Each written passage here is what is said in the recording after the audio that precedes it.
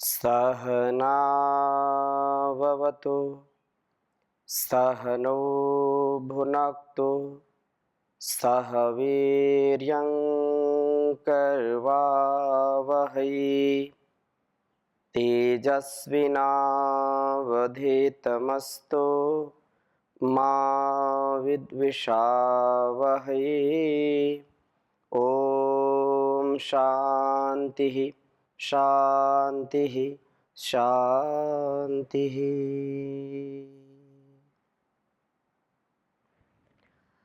वैदिक जीवन पद्धति के अंतर्गत हम पढ़ रहे हैं वेदोक्त वाणी व्यवहार।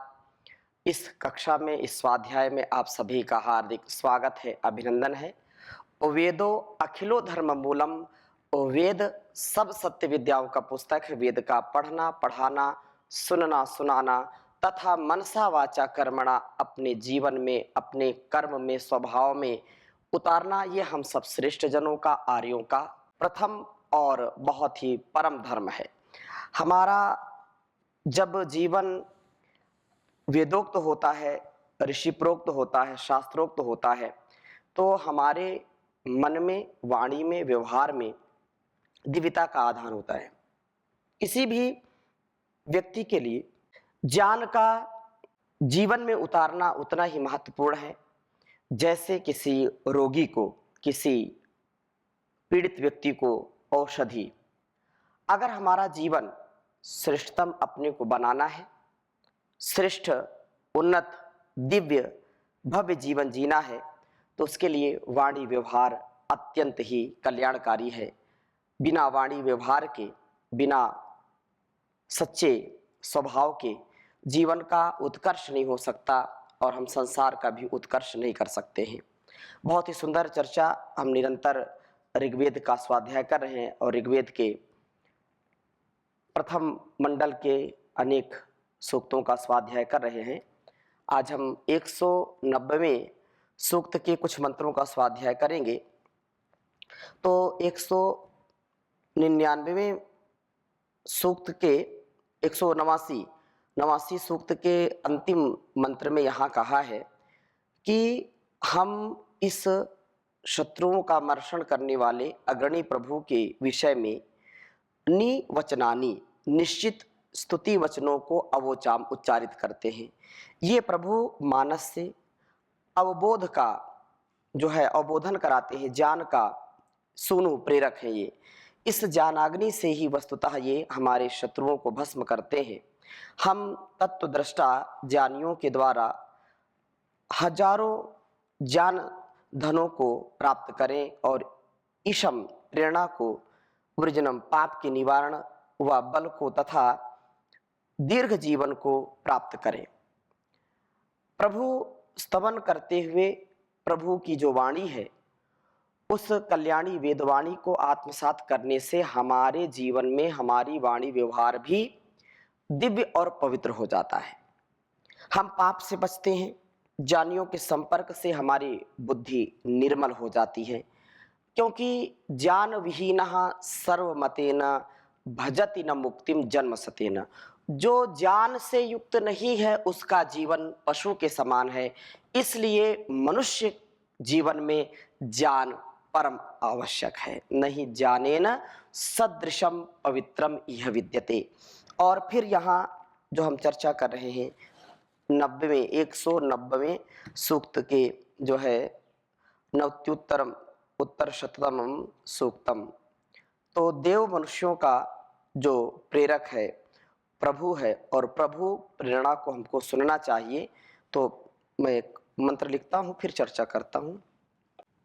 ओम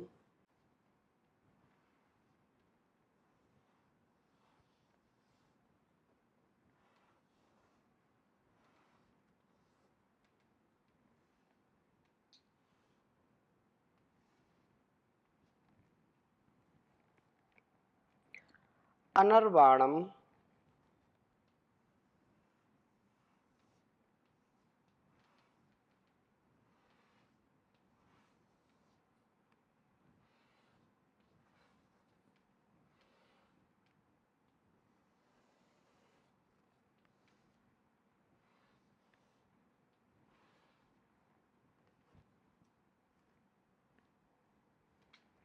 अनर्वाणम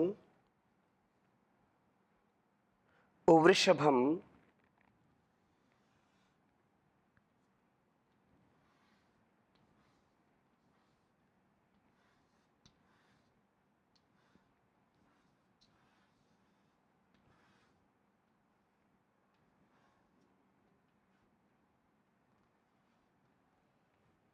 अनर्वाणम ऋषभम मंद्र जिह्वम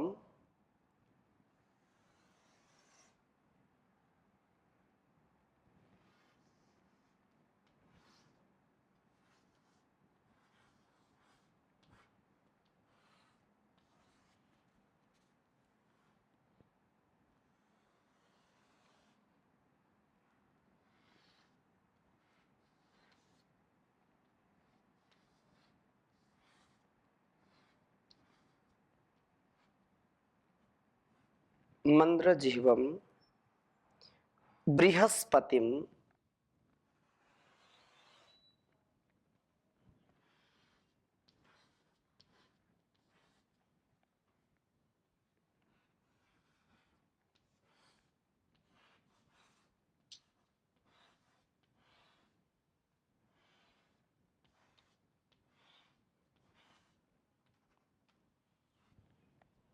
बृहस्पतिम वर्धया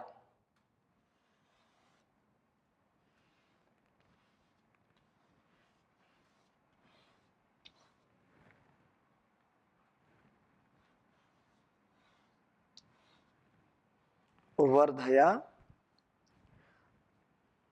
नव्यमर्कैः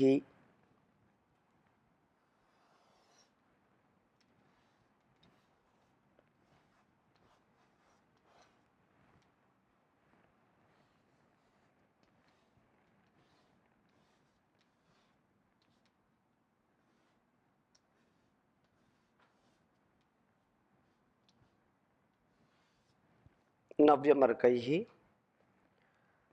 गाथान्यः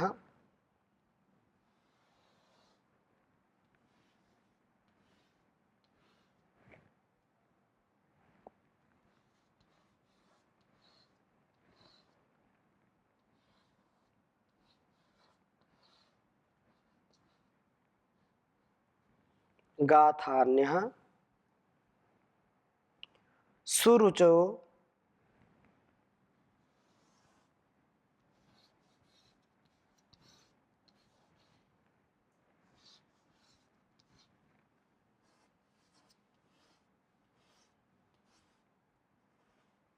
सुरुचो यस्य देवा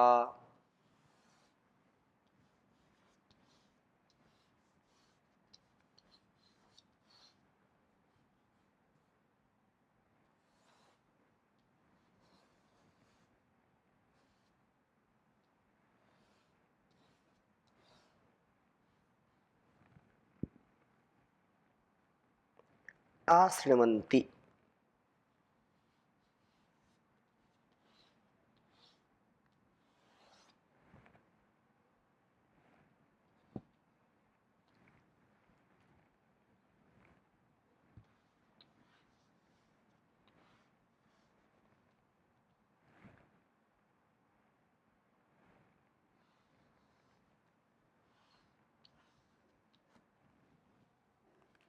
आश्रमन्ति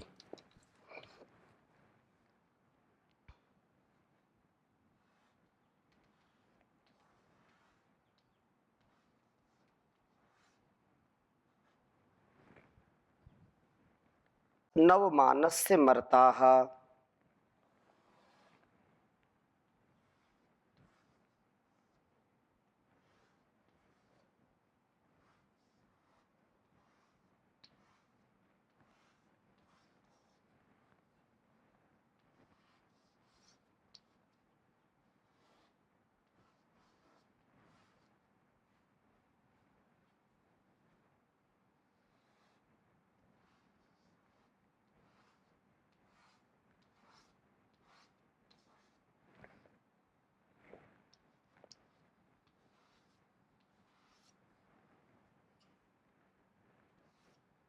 ऋग्वेद के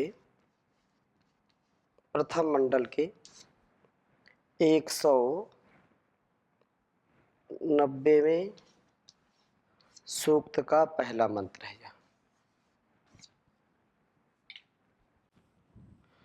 ओम अनर्वाणं वृषभं मन्द्रजिह्वं बृहस्पतिं वर्धयानव्यमर्कैः गाथान्यः सुरुचो यस्य देवा आशृण्वन्ते नवमानस्य मर्ताः।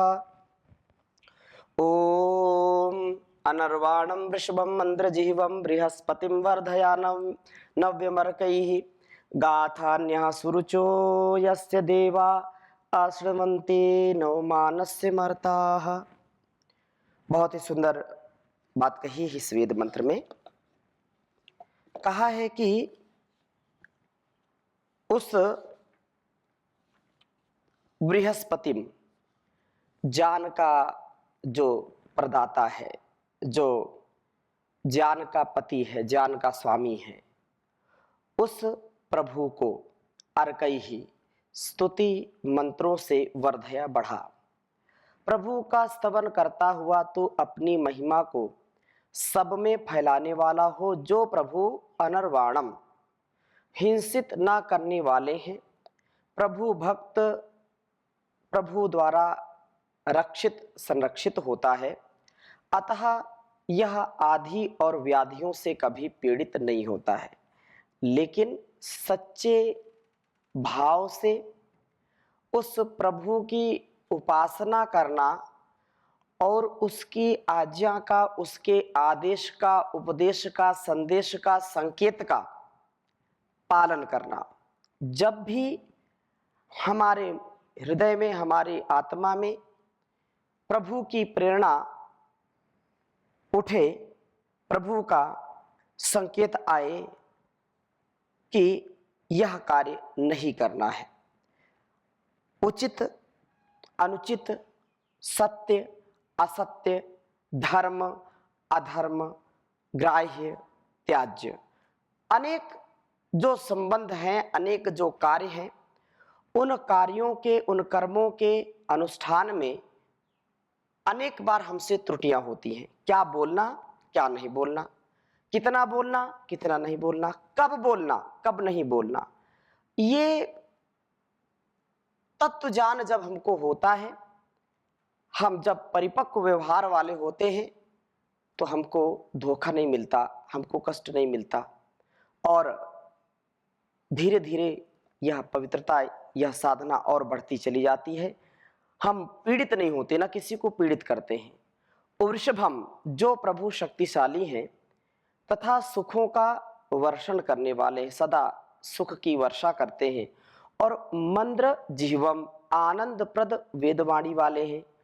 मादक वाचम, प्रभु हृदयस्थ रूपेण सदा प्रेरणा प्राप्त कराते हैं। उस प्रेरणा को सुनने वाले का ज्ञान का जो प्रकाश प्राप्त होता है, वह अत्यंत आनंद की अनुभूति कराने वाला होता है। जैसे प्रभु सदा सत्य और सदा आत्मोन्नति के लिए, संसार के उपकार के लिए हमको सदा प्रेरित करते हैं, हम भी ऐसी ही वाणी बोले।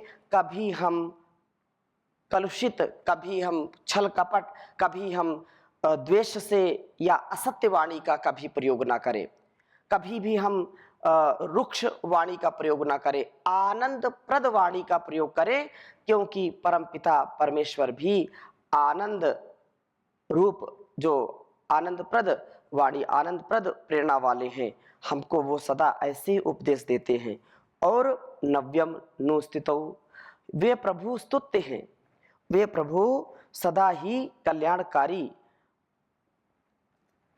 विचारों को देने वाले हैं। ये प्रभु वे हैं यस्य, जिन नवमानस से स्तुति किए जाते हुए की प्रेरणा को देवा मर्ताः, देव मनुष्य आश्रवंती, सदा सुनते हैं।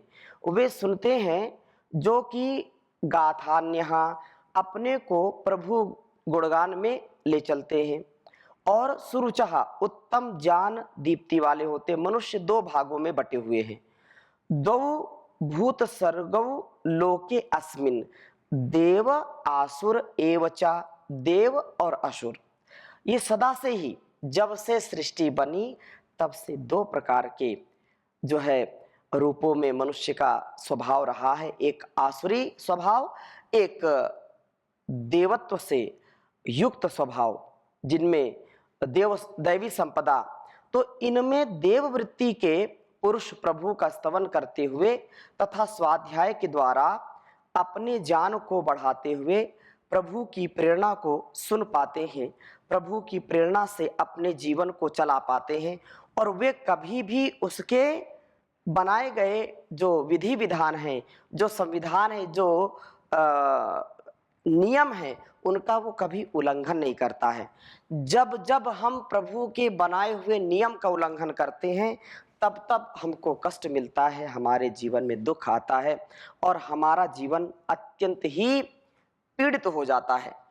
इसलिए हम प्रभु की प्रेरणा को सुनने वाले हों, अंतःकरण हमारा जब शुद्ध होगा, पवित्र होगा, तो हम जो भी प्रेरणा आती है कि ये कार्य नहीं करना, जब जब हमारे हृदय में, हमारे आत्मा में उस परमात्मा की प्रेरणा उठती है कि यह अच्छा कार्य इसको करो और इसको अच्छा यह कार्य नहीं है, जब जब भय, शोक, लज्जा, शंका हमारे हृदय में, हमारे मन में आए, तो वो कार्य नहीं करना चाहिए।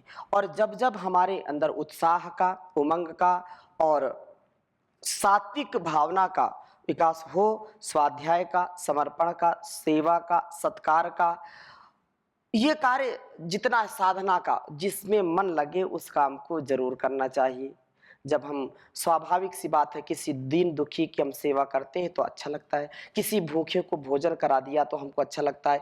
जितना वो भोजन करने वाला व्यक्ति सुखी होता, उससे कहीं अधिक भोजन को श्रद्धा पूर्वक देने वाला सुखी होता है। उसकी जो है मनोदशा बिल्कुल शांत हो जाती है, प्रसन्न हो जाती है।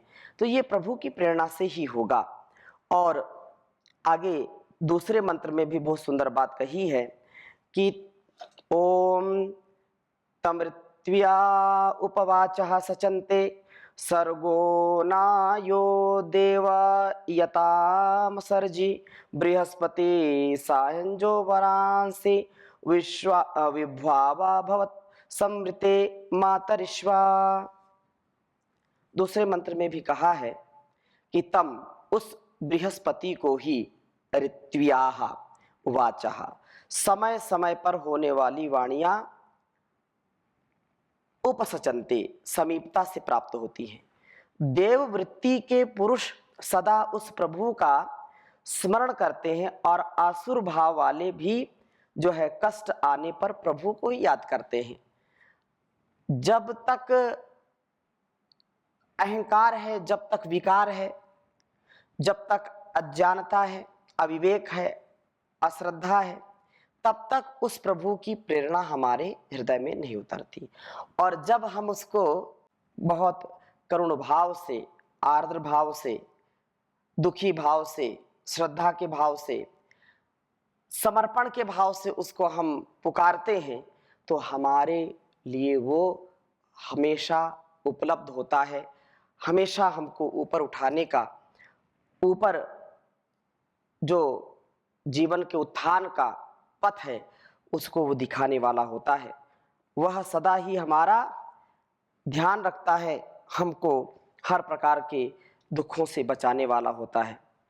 दिव्य भावना वाले साधकों को अपनाने वाला वह होता है। और कहा है कि सरगहनः, अश्व के समान भावना वाले को अपनाने वाले व्यक्तियों के लिए असरजी, जैसे बहुत शीघ्रता से वो अपनाता है। ये देवयन पुरुष उस प्रभु का, प्रभु रूप अश्व को प्राप्त करके अपनी जीवन यात्रा को सुगमता से पूर्ण कर पाते हैं। इन देवयन पुरुषों के लिए प्रभु बृहस्पति ही ज्ञान की वाणियों के पति हैं। इनसे वह देवयन ज्ञान वाणियों को प्राप्त करता है। सह ही, वे प्रभु ही अंजह, ज्ञान के सब प्रकाशों को प्रकट करने वाले हैं। वरांसी विभुआः, सब वर्णीय पदार्थों को प्राप्त कराने वाले वे प्रभु मातरिश्वा, संपूर्ण अंतरिक्ष में गति व वृद्धि वाले हैं। प्रभु सर्वत्र विद्यमान है, सर्वत्र प्रभु की क्रिया दृष्टिगोचर होती है। वे प्रभु ऋते अऋत के होने पर संभवत प्रकट होते हैं। प्रभु सर्वत्र हमारे अंदर ही विद्यमान है, परंतु उस प्रभु का दर्शन तभी होगा जब हम ऋत को अपनाएंगे, सत्यमय जीवन जिएंगे, अपने मन, वाणी और शरीर को पवित्र करते हुए, अपने संपूर्ण व्यवहारों में प्रभु की भक्ति करते हुए, उसकी स्तुति, प्रार्थना, उपासना करते हुए उसकी आज्ञा का पालन करेंगे। अर्थात सत्य को अपनाने वाला प्रभु को देखता है। इसलिए कहते हैं कि साच बराबर तप नहीं, झूठ बराबर पाप, जाके हृदय साच है, ताके हृदय आप, प्रभु जी ताके हृदय आप। तो हम इस प्रकार से उस प्रभु का गुणगान करें और उसके प्रियाचरण वाले बने। यज्ञात्मक कर्मों में हम लगे रहें, और जो यज्ञात्मक कर्मों में चलने वाला होता है प्रभु दृष्टा बनता है। अर्थात ठीक प्रत्येक कार्य के ठीक समय पर ठीक स्थान पर करने वाला प्रभु का पात्र बनता है। सर्वत्र व्याप्त प्रभु का दर्शन देववृत्ति के पुरुषों को ही होता है और ऋत के पालन के द्वारा होता है। ऋत का पालन का तात्पर्य जो कार्य जहाँ पर जैसा करना है उसको वैसे ही करना, और इससे कभी भी हमारा जो है अहित नहीं होगा, कभी हम अकल्याण को प्राप्त नहीं होंगे। हमको पूरा विश्वास प्रभु के जो है समीप, प्रभु की भक्ति में हमको लगा करके अपने आप को रखना चाहिए, और वो कभी धोखा नहीं देता। भरोसा कर तो ईश्वर पर, तुझे धोखा नहीं होगा, यह जीवन बीत जाएगा, तुझे रोना नहीं होगा। कभी दुख है कभी सुख है, ये जीवन धूप छाया है, हंसी में ही बिता डालो, बितानी ही ये माया है। जो सुख आए तो हंस लेना, जो दुख आए तो सह लेना, जो सुख आए तो हंस लेना, जो दुख आए तो सह लेना। न कहना कभी कुछ जग से, तो प्रभु से ही कह लेना। ये कुछ भी तो नहीं जग में, तेरे बस कर्म की माया, तो खुद ही धूप में बैठा, लखे निज रूप की छाया। कहाँ ये था कहाँ तू था, कभी तो सोच ओ बंदे, झुका कर शीश को कह दे, प्रभु वंदे प्रभु वंदे। भरोसा कर तो ईश्वर पर, तुझे धोखा नहीं होगा, यह जीवन बीत जाएगा, तुझे रोना नहीं होगा, तुझे रोना नहीं होगा। तो हम प्रभु की भक्ति करें, उसकी शक्ति से अपने जीवन को मुक्ति की ओर ले जाएं, तो इससे बढ़कर के और दूसरी कोई युक्ति नहीं है। तो आज यहीं पर विराम लेते हैं, शेष चर्चा अगली कक्षा में करेंगे। ओम शांति शांति शांति।